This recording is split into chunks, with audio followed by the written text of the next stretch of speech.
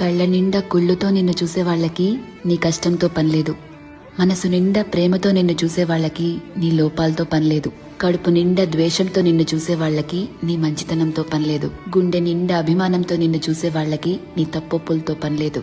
రక్తం నిండా కోపంతో నిన్ను చూసే వాళ్ళకి నీ పశ్చాత్తాపంతో పనిలేదు. వీళ్లే కాదు, నీ చుట్టూ ఉన్న ఇంకో 100 మంది నిన్ను 100 రకాలుగా చూడొచ్చు. వాళ్ళందరూ వాళ్ల లోపల ఉన్న ఎమోషన్తోనే నిన్ను చూస్తారు. నిన్నుగా చూడగలిగేది ఆ పైవాడి తర్వాత నువ్వు మాత్రమే. ఎప్పుడైతే నువ్వు నీలో ఉన్న తప్పులు ఒప్పులు, మంచి చెడు, నీలో కోపాలు, నువ్వు చేసే మోసాలు, నీలో మార్పులు, నువ్వు పడే పశ్చాత్తాపాలు, నీ చుట్టూ బాధ్యతలు, నీ ఆశలు, వాటికై నీ కష్టాలు, దేవుడిచ్చిన లోపాలు, నీ ప్రయత్నాలు, ఇలా ఎదుటి వాళ్ళని జడ్జ్ చేయడానికి మనం వెతుకుతూ ఉంటామే, వాటన్నిటి ద్వారా నిన్ను నువ్వు చూసుకోగలిగితే ఎలా అన్బయాస్డ్ గా, లాయర్లా కాదు జడ్జి లాగా, అప్పుడు నువ్వేంటో నీకు అర్థమవుతుంది కదా. అదే సెల్ఫ్ అవేర్నెస్ అంటే.